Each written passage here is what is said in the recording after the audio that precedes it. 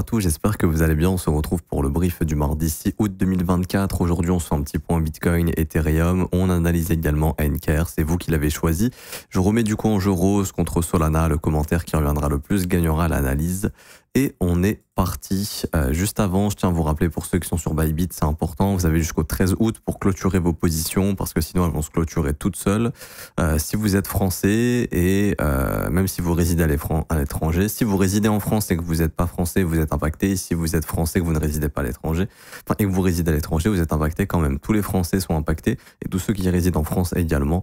Bybit clôture ses services en France. Du coup, vous avez nul autre choix que de fermer vos positions et de transférer vos fonds ailleurs sur un ledger ou une autre plateforme.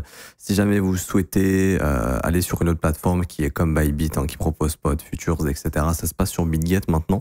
Donc pour ceux qui veulent s'inscrire, c'est le premier lien en commentaire épinglé. Ça vous permet également d'avoir 10% de réduction sur vos fees, et jusqu'à 8000 USDT de bonus de dépôt. Également, la BitGet vient de mettre en place des bonus de dépôt supplémentaires assez faciles à avoir. Il y a 100 USDT ou 10, je sais plus combien, 10 ou 100, excusez-moi, mais à gagner très simplement en faisant simplement un dépôt, plus du bonus de trading. Ils ont mis ça en place justement là récemment, donc ça peut être intéressant pour vous. Également, vous aurez accès au copy trading. En parlant du copy trading, on fait une petite mise à jour sur le rebond du marché. Hier, nos bots ont sorti 2 TP sur BGB BTC, 1 sur AR et 3 sur le PAX, qui est le gold en fait, tout simplement. Et des ordres qui ont été filled et qui vont atteindre leur TP bientôt également. Tout ça, c'est 100% gratuit. Vous avez tous les liens en barre d'infos.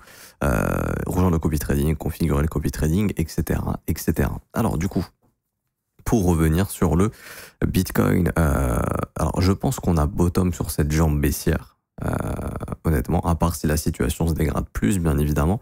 Maintenant, je pense que le marché a quand même été assez secoué. Il y a beaucoup d'open interest qui est parti en fumée. Ça veut dire quoi? Ça veut dire qu'il y a beaucoup de gens qui se sont fait liquider. Ok, on a eu un gros nettoyage, le marché est moins leveragé. C'est une bonne chose, ok. On voit également qu'au niveau du sentiment, les fundings commencent à être négatifs. Donc là, les gens commencent un petit peu à flipper, ce qui est normal après un mouvement comme ça. Maintenant, dans la dynamique, je vais dire, il n'y a rien de très grave. Enfin, je veux dire, c'est une dynamique baissière pour l'instant. Ici, on en parlait, un creux au sommet descendant, etc. Donc ça, il n'y a pas de grands changements pour l'instant. Également, on est venu fermer, alors on avait parlé de ce niveau, les 49 000 juste ici, 49 080 $. On est venu fermer toute cette imbalance haussière ici, qui est vectorielle, donc qui allait être amenée à être retestée à un moment donné. Bon, bah là, elle a été comblée à 100% avec cette mèche parfaitement, c'est très précis, c'est pas anodin. Donc ça, c'est une bonne chose. Donc ouais, c'est ce qui m'invite à penser que pour l'instant, on a trouvé un bottom ici temporaire. Alors moi, je parlerai pas du bottom définitif. C'est bon, on est reparti tous the moon, machin. On va péter la TH, on va à 100 000, toutes les altcoins pump, etc. Je pense que ça va mettre du temps déjà pour améliorer les graphiques sur les alts. Maintenant, oui, je parlerai de bottom local sur cette jambe baissière ici. On a pris une belle zone de stop ici. On a pris cette belle zone de consolidation. On est venu clôturer 100% de l'imbalance. J'ai envie de me dire que le job a été fait. On est venu aussi également pullback ce swing high ici. Donc c'est plutôt cool. Maintenant, ce qu'il faut bien comprendre, c'est que le marché a laissé derrière lui des imbalances baissières. Ok, il y en a une ici, en daily. Hop, là, on a une imbalance. Ça va être comblé. Également, on a ici un tout petit morceau. Alors, il est très léger, mais on a des tout petits. Mais voilà, je vais vous donner la zone. En gros, voilà, là, il y a un petit morceau d'imbalance ici. Là, il y en a également un ici. Donc, en fait, ces sommets daily vont devenir des intérêts pour le prix. C'est-à-dire que pour moi, le prix, alors pas maintenant, bien évidemment, je pense qu'on va connaître de la consolidation comme on en a connu ici. Après une grosse purge comme ça, il y a souvent de la consolidation. Également ici. Mais je pense qu'à un moment donné, le prix, donc je pense qu'on a trouvé notre bottom ici pour l'instant, et je pense que le prix va faire ce qu'on appelle le rebalancing, c'est-à-dire venir combler les imbalances qu'il a laissées. Et son intérêt pour moi au prix, ce serait au minimum de venir taper les 62 160 $, de venir chasser ce sommet daily qui nous couvre un petit peu d'imbalance. Et en plus de ça, en échelle 3 jours, on voit que la dernière zone d'imbalance était ici. On est venu la combler, on s'est retourné. Là, on a une très grosse zone d'imbalance de 61 200 à 64 666 $. Donc je pense que le bottom a été trouvé, qu'on va consolider un petit peu et que à un moment donné, le prix va revenir faire ce qu'on appelle le rebalancing, donc dans les 62 000, 64 000. Ok, ça c'est mon avis. Après, pour la suite, pour que ce soit bullish, il faut s'affranchir du dernier sommet descendant. Pour nous dire, ok, on quitte cette dynamique baissière, on est venu tag le premier arrêt, c'est bon, la correction est terminée, et on se dirige vers la TH. Mais il va falloir faire pas mal de choses en chemin, comme déjà réussir à combler ces imbalances, réussir à casser surtout ces inefficiences, à ne pas les respecter, et à s'affranchir du dernier sommet descendant qui est actuellement à 70 081 $. Donc pour l'instant, on en est loin ici. Mais tout est possible hein, et on verra bien ce qui peut se passer. En tout cas, le fait d'avoir tagué le premier arrêt pour l'instant de se maintenir ici, c'est plutôt sympa. Je rappelle que le rôle du premier arrêt, c'est nous indiquer comment se comporte le prix, enfin, dans quelle optique est le prix. Tant que 38,2 est maintenu, l'optique du prix, c'est de faire un ATH et de continuer la tendance. Le jour où on casse 38,2, l'objectif du prix sera plutôt de consolider beaucoup plus longtemps et à ce moment-là, de se diriger éventuellement vers les 61,8 et de prendre cette zone de stop ici, sous les 38 662 $. Ce qu'il faut savoir ici, c'est que c'est le prix d'ouverture. En tout cas, c'est le plus bas de l'année 2024 actuellement. Ça en fait un gros point d'intérêt. Ça ne veut pas dire qu'on va y aller, parce que également le prix de production plancher, il est autour des 40 000, 45 000. Il faut savoir que le Bitcoin va jamais sous son prix de production plancher. C'est un petit peu sa valeur intrinsèque. Donc, ça me paraît très compliqué honnêtement d'aller chercher 61,8 et d'aller chercher là cette zone de stop. Après, c'est pas impossible, mais ça m'étonnerait beaucoup. Pour être honnête, ça m'étonnerait beaucoup. Après, le Bitcoin est capable de tout. Moi, je trouve que cette zone, franchement, ça peut faire office de bottom. Maintenant, ça va prendre du temps à reformer quelque chose de sympa. En tout cas, je pense que le bottom s'est formé sur cette vague et j'attends de voir ce qui va se passer dans ces zones que je vous ai indiquées. Donc, grosso modo, surtout là, cette grosse zone d'inefficience qui est bien marquée jusqu'aux 64 500. Si on se fait rejeter dans ces zones ici, là, ça sentira une nouvelle continuation baissière. Et après, l'objectif du prix, ce sera de venir combler les imbalances qu'il a laissés ici. Donc là, entre 47 500 et 43 900. Parce que oui, la dynamique est baissière. C'est pour ça que je vous dis qu'il faut casser ce sommet. Parce que si on ne le casse pas, l'objectif du prix sera toujours de faire un sommet descendant et de faire ce qu'on appelle du rebalancing pour aller plus bas et aller chercher d'autres zones d'inefficience ici. Ok. Pas plus de choses à dire à ce niveau-là sur Bitcoin. Je vous invite à surveiller un niveau important. Ça va être les 38,2%. Alors, premièrement, de tout ce mouvement. Ok. Là, ça sera aux environs des 58 400 $. Mais avant ça, de ce mouvement baissier ici, au niveau des 56 900 $, allez, 57 000 $. Ça peut être un niveau qu'on va tag et ensuite qui va nous marquer un sommet pour trouver une consolidation, revenir travailler cette mèche, éventuellement le seuil médian qui est très souvent au tag. On revient souvent tester les mèches ici hein, qu'on laisse. Et là, en fait, ça pourrait nous marquer le début de notre consolidation, un petit peu comme ici. Vous voyez, là, il y a une grosse réjection. Le marché est revenu tester le seuil médian de la mèche et ensuite on est reparti dans l'autre sens. C'est un truc qui serait tout à fait possible. Hop. Et ensuite consolider un peu et là, vraiment se mettre à retracer et on verra bien jusqu'où on peut retracer. Alors en horaire, il y a des signaux qui s'améliorent un petit peu, c'est sympa. Ici, je vais juste supprimer ça, on s'en fout maintenant. Hop. Alors en horaire, il y a des signaux intéressants dans le sens où il y a un non-respect d'imbalance baissière. Alors c'est une petite, mais c'est déjà ça, c'est sympa. Moi, c'est ce que je voulais voir, que le marché se mette à ne pas respecter les imbalances baissières. Parce que depuis le début de cette baisse, on fait que de respecter les imbalances baissières, ce qui est signal de momentum baissier. Celle-ci n'a pas été respectée. Elle a été respectée, mais on a formé un creux ascendant et on a fini par la casser. Donc cette zone va être intéressante, cette zone de swing high ici, qui a déjà été pullback. Là, c'est plutôt cool. Il y avait une imbalance baissière qui s'est formée et moi, c'est ce que je voulais voir de la formation d'imbalance et qu'on casse des imbalances. Donc personnellement, hier soir, j'ai clôturé mon hedge juste ici. Et je suis prêt à le reprendre à tout moment si la situation se détériore. Mais pour l'instant, bon, pour l'instant, je suis pas dans l'optique de le rouvrir tout de suite. Pour ceux qui se demandent, je me suis hedgé dans les 68 000 $. Donc c'était le vendredi, je ne sais plus trop quand. Vendredi. Oui, c'était quelque part par là. Sur cette prise de sommet ici. Peut-être ici, là, au niveau des 68 000, etc. En fait, ça m'a permis de me couvrir de toute cette baisse ici. C'est pour ça que je vous invite souvent, vous hedge, Pourquoi je me suis hedge ici, pour ceux qui se demandent, j'en ai déjà parlé mais je le rappelle, peut-être qu'il y a des nouveaux qui découvrent la chaîne et vous êtes les bienvenus. Le hedge, ça veut dire quoi? Ça veut dire simplement shorter votre spot. Ça veut dire quoi, shorter son spot? Ça veut dire simplement, si le marché baisse, vous gagnez. Donc moi, en l'occurrence, je suis exposé Bitcoin, je gagne du Bitcoin. Si le marché monte, je perds du Bitcoin, mais je perds rien en dollars. En gros, vous gagnez rien. Là, j'ai rien gagné en dollars, mais j'ai gagné du Bitcoin. Et là, ce Bitcoin est en train de se réapprécier. Donc là, je suis en train de regagner du dollar. Mais l'objectif, c'est de se protéger. Et en fait, c'est comme si vous aviez vendu et que vous rachetiez plus bas. Sauf que là, en fait, ça me permet de le faire facilement. J'ouvre mon short sans levier. Je mets en collatéral mon Bitcoin. Si le Bitcoin baisse, je gagne du Bitcoin. Si le Bitcoin monte, je perds un petit peu de Bitcoin. Mais en dollars, ça change rien. Donc là, en fait, j'ai complètement sécurisé mon folio. Je n'ai pas du tout été impacté par cette jambe baissière ici. Et j'ai même gagné du Bitcoin, qui est plutôt sympa. C'est ça le hedge. Et ça, je le fais dans des zones où j'estime qu'il y a des chances d'avoir un retournement, comme cette dernière jambe d'inefficience, enfin ce dernier morceau d'inefficience ici, qui pour moi pouvait clairement opérer un rejet, ce qui a été le cas ici. Ça aurait très bien pu partir en ATH, hein, et j'aurais managé mon hedge, mais bon, dans ces zones d'inefficience, dans une dynamique baissière, je reste assez prudent. C'est pour ça que je compte rouvrir un hedge, là, dans cette jambe d'inefficience, 3 jours ici, s'il y a des signaux de retournement, également. Enfin bref. Et du coup, ici en horaire, alors, là, vous voyez que, pareil, pour l'instant, cette jambe d'inefficience, bon, a été comblée à 100%, ici. Tac. Ça a été comblé, on est en train de la retester. Et également, on a une inefficience haussière ici, là, ce matin, qui est vectorielle. Donc ça, faudrait que ça tienne. Parce que là, en fait, on a pris des stops. Ici, il y avait ce sommet qui est resté de 20h jusqu'à 3h. Donc là, c'est heure de New York, hein. Heure de France, pour ceux qui se demandent. Ah non, pardon. C'est vrai que je voulais de remettre...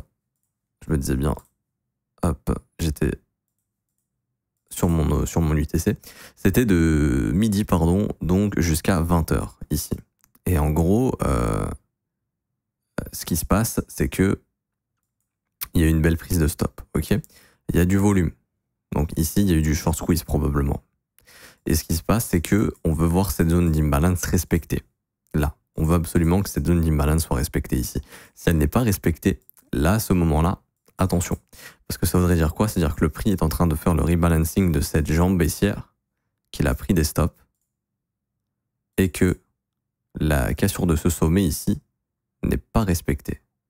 Et à ce moment-là, là, il y aurait un signal baissier pour aller travailler la prochaine zone d'inefficience qui est toujours ouverte. Alors, qu'on est venu combler, hein. Par exemple, ici, il y avait cette zone d'imbalance qui a été comblée à 100%. Regardez comment c'est propre, ici. Bah là, on en a fait une nouvelle. On est venu taguer et ça a permis de faire le push. Bah là, on veut en fait que cette zone ici soit maintenue. Parce que si elle n'est pas maintenue, on aura le non-respect d'une imbalance haussière. Et là, attention à ce que le prix puisse avoir trouvé le sommet du range qu'il va marquer, en fait, ici. Donc là, ça veut dire que c'est bon, on a trouvé le sommet du range ici. Et que le prix, là, en fait, va osciller entre ces deux bornes. Ça veut dire quoi? Ça veut dire que hop, je mets un petit tag là des 0,5 daily range. C'est de se dire un peu que voilà, ça sera notre range avec les extrémités. Et que tout ce qui reviendra dans le bas du range sera intéressant. Qui plus est, on en a parlé, mais voilà, allez rebosser le seuil médian de cette mèche ici, donc autour des 51 300 $, ici. D'ailleurs, il y a une petite imbalance ici qui est ouverte encore à 100% juste là. Entre 51 900 et 51 500 $. Ça serait un objectif, en plus de revenir taguer la mèche ici. Donc je surveille personnellement la résolution de cette inefficience. Je vais surveiller également quelque chose d'important à l'open de la London. Donc là, on est en pré-open bientôt. Mais autour des 2h, 3h heure de New York, donc heure de France, ça va être autour des 8-9 heures. Ça va être de voir comment va réagir le prix s'il y a une prise de ces sommets. S'il y a une prise de ces sommets ici autour de l'open de la London et qu'il y a un displacement, donc c'est-à-dire un fort mouvement baissier, une forte réjection, là il y aurait des chances que le marché vienne faire ce qu'on appelle le rebalancing. Donc en gros, il se fait rejeter violemment, il laisse des imbalances, le marché revient travailler les imbalances, et là si on forme un sommet descendant, là il y a de grandes chances d'avoir un reversal. D'aller s'occuper là déjà de cette grande jambe d'imbalance ici, qu'on voit en 5 minutes. Et si cette jambe d'inefficience n'est pas respectée, là, il y a des chances que c'est bon, on ait marqué notre top. Enfin, le top de notre zone de range, en fait, tout simplement. Le low, le sommet, et là, de rentrer un peu dans une consolidation pour que le marché commence à digérer un petit peu là tout ce flux baissier pour, je pense personnellement, aller retravailler des niveaux plus hauts, hein, parce qu'on a laissé tellement de stops derrière nous, il y a tellement de sommets daily, il y a tellement de zones de travail à combler au nord que ça, je pense qu'on va y aller à un moment donné. Là, on est en train de s'occuper du rebalancing de toute cette phase, hein, on le voit. Mais voilà, il y a ici aussi, il y a un petit peu ici, il y a surtout là ce gros morceau qui n'a pas du tout été retravaillé. Il y a également ce gros morceau ici qui laisse derrière lui des inefficiences, et il y a surtout cette grande jambe ici qui laisse derrière elle des inefficiences. C'est pour ça que moi je serais même pas étonné de revoir un Bitcoin dans les 67-68 000 $ au cours des prochaines semaines, mais ça ne voudra pas nécessairement dire to the moon. Encore une fois, c'est des zones dans lesquelles on pourrait reformer un sommet descendant et par la suite retourner sous les 49 000. Parce que je vous le rappelle que pour l'instant, jusqu'à preuve du contraire, la dynamique est baissière et ce qu'il faut regarder, c'est la dynamique. Donc je vous invite à bien observer aujourd'hui ce qui se passe au-dessus des 56 200 et en horaire à bien regarder ce qui se passe ici au niveau du retag de cet imbalance qui pour l'instant est en train d'être travaillé gentiment. Et là on aimerait bien que ça nous refasse un petit push et surtout qu'on ne se retourne pas au-dessus du sommet de la session asiatique à 56 260. J'ai fini pour Bitcoin ici, donc je vais clear un petit peu mon graphe. On va aller sur ETH. Et ETH c'est un petit peu différent. ETH c'est un petit peu différent, pourquoi? Parce que ETH il laisse derrière lui quand même un niveau qui est assez important. Là, on est en train de faire un relative equal low, donc deux lows quasiment au même endroit sur le plus bas de 2024 actuel. Et il a cassé 38,2 Ethereum. Donc je pense personnellement que Ethereum finira au cours de l'été ou peut-être d'ici la fin d'année à travailler sous le plus bas de 2024, c'est-à-dire sous les 2000 $. En tout cas, c'est ce qu'est en train de me dire le prix ici. Cette structure ici est quand même assez baissière. Hein. On est sur une structure. Là, on était clairement dans une structure haussière. Là, il y a un changement dans le comportement du prix ici. Le marché fait des sommets descendants et des creux descendants. Donc là, il y a un changement dans le comportement du prix. Maintenant, quand on regarde sur le CME Ethereum, ici, le gap il y a un énorme gap ici. Alors, il faut se dire que le prix, là, il va revenir bosser très probablement au moins les 3007 $, donc 3000 $ à peu près. Pour venir combler ce gap, c'est assez probable. Ok. Également, j'ai oublié d'en parler, hein, mais Bitcoin, il y a aussi un gap. Alors, le gap, il est toujours ouvert, ici. Un gap, ça se comble entièrement. Il ne faut pas juste revenir tester le point d'ouverture. Là, il y a un gap. Ok, là, il y a du gap encore. Le gap ouvert, ici, il est toujours pas fermé, le gap haussier. Le prix, il n'a pas du tout travaillé cette zone. Il a travaillé jusqu'ici. Donc là, il y a encore toute cette partie de gap qui est ouverte. Ok. Et également, il y a ce gap baissier là, de 62 390 jusqu'à 59 450. Donc grosso modo, le gap qui nous intéresse maintenant, il est là. Donc pareil, je voulais en parler, mais sur le CME Future Bitcoin, un Bitcoin qui revient dans les 62 400, c'est pas impossible, puisqu'il y a un énorme gap ici qui sera comblé très très probablement. Ben pour ETH, c'est la même chose, c'est-à-dire que là, ce gap qui est ouvert jusqu'aux 3000 $, il aura de grandes chances de se faire combler à un moment donné, tout comme ce gap a été comblé. Ici, où est-ce qu'on avait des gros gaps? Là, il y avait un gap qui a été comblé, etc. Donc cette zone va être rebossée. Maintenant, moi, je m'intéresse au perp directement. Et quand je viens sur le perp, je vois quoi? Je vois que, ok, bon, on a sauté, on a pris une grosse zone de stop, mais bah, cette zone de stop s'est fait défoncer, en fait. Donc c'est bullish, on avait fait une mèche comme Solana, en gros. C'est bullish, enfin, c'est plus bullish comme Solana, lui, ce qu'il est venu faire, c'est prise de stop, ici. Là, il n'y a pas de cassure, là, il y a un énorme rejet. Ça, c'est beaucoup plus bullish. Lui, Ethereum, il a défoncé la zone. Donc, c'est pas du tout la même chose. Et du coup, ici, ce qu'on va surveiller, c'est la zone d'imbalance qui vient déclencher cette cassure ici de cette zone de stop. Et à mon avis, il faudra être très prudent, mais si... Ethereum viendra faire le rebalancing de cette jambe baissière. Donc là, il y a une imbalance ici, il y en a une ici. Je pense personnellement que Ethereum va finir par revenir faire le rebalancing. Et en échelle 3 jours, on voit que la zone elle est assez large.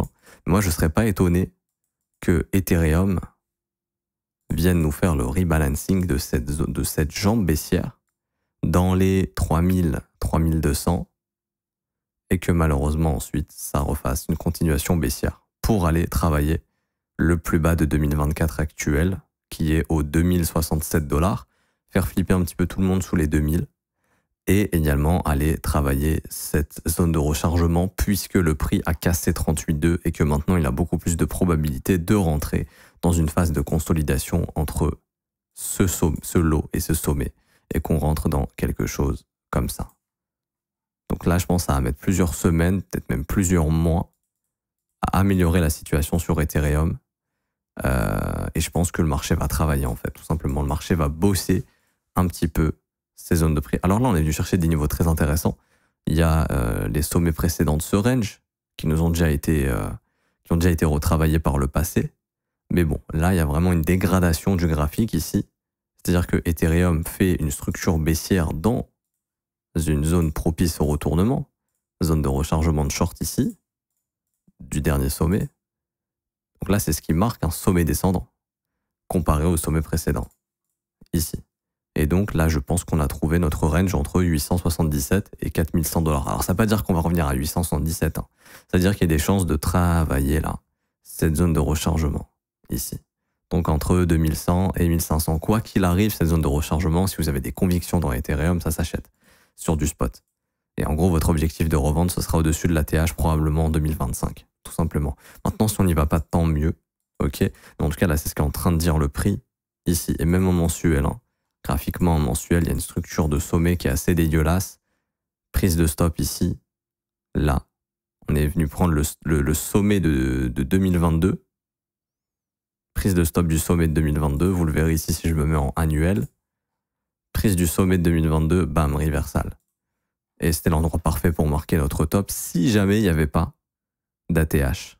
Là, vous voyez, on est venu prendre le plus haut de 2022, boum, sommet descendant qui se forme.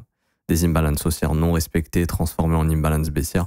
Moi, je vois rien de bullish ici, pour être honnête. J'ai pas envie de tuer l'ambiance, mais en tout cas, le graphique, il me dit pas que c'est bullish. Quand je dis bullish, ça veut pas dire que c'est pas bon pour acheter. Ça veut dire quoi? Ça veut dire que le plus probable, à part si vraiment la situation s'améliore, que, je sais pas, moi, vraiment Trump repasse dans les sondages, que la Fed baisse les taux en urgence, qu'ils impriment de l'argent, etc., etc. En dehors de tout ça, ce que le graphique dit, c'est pas bull et il faudra attendre plusieurs semaines pour que ça redevienne bullish éventuellement.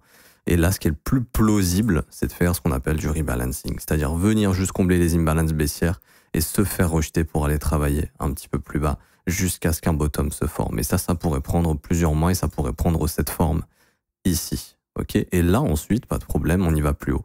Moi personnellement, je pense que Ethereum en 2025 aura fait un ATH. Maintenant, là, on est en août 2024. Bah, sur cette fin d'année, je vois plutôt soit une continuation baissière, soit de la consolidation pour améliorer le graphique et ensuite aller nous offrir un ATH probablement courant 2025.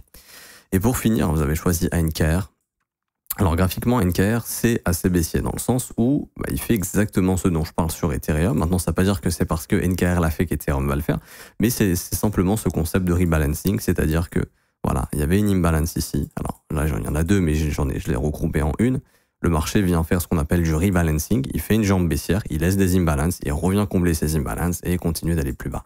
Ensuite, il y avait une grosse zone de stop à venir déclencher ici. Hop, on est venu déclencher. Pour l'instant, ça réagit bien.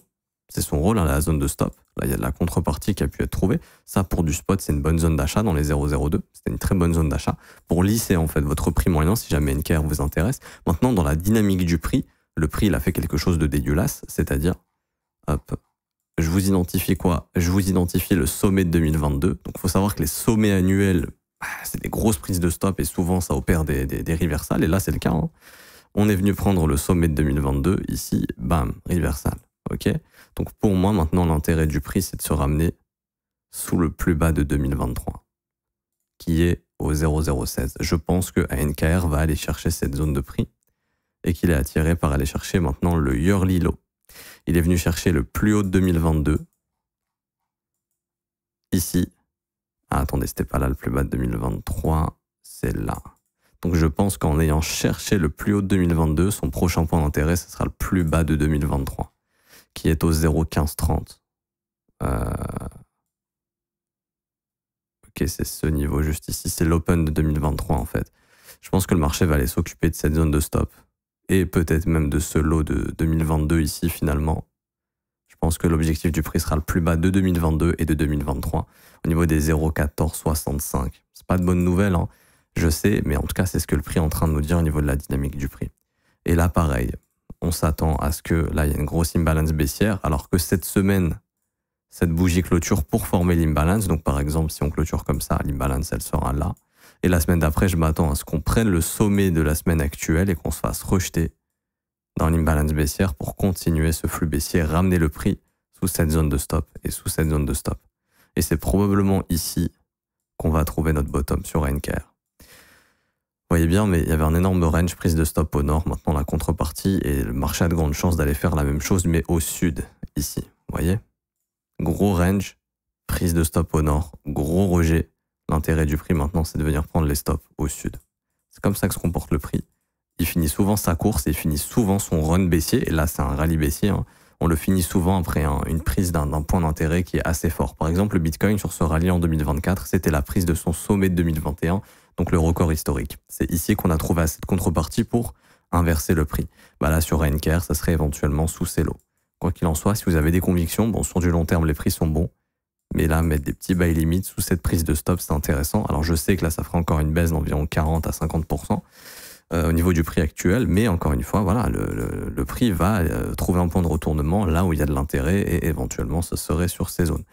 Votre objectif, si vous achetez là, donc si vous achetez le plus bas de 2022 et 2023, votre objectif de revente en 2025, ce sera le plus haut de 2024 au minimum. Enfin, au minimum. Ça sera un objectif à aller atteindre, les 0,068. Donc en gros, là, ça vous permettrait de vous offrir un x5 à peu près, ce qui est plutôt pas dégueulasse.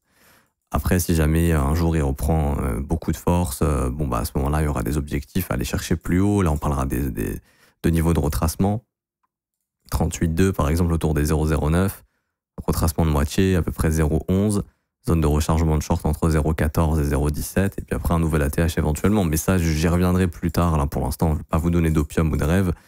Là, le prix, pour moi, il est en train de me dire je suis très très chaud pour aller chercher maintenant cette zone de consolidation ici sous les 0,01465, qui est une bonne zone d'achat spot si vous avez des convictions dans le projet sur ANKR. Alors, je m'arrête ici pour aujourd'hui. J'espère que ça vous aura plu. Si c'est le cas, n'hésitez pas à laisser un petit pouce bleu, vous abonner si ce n'est pas déjà fait.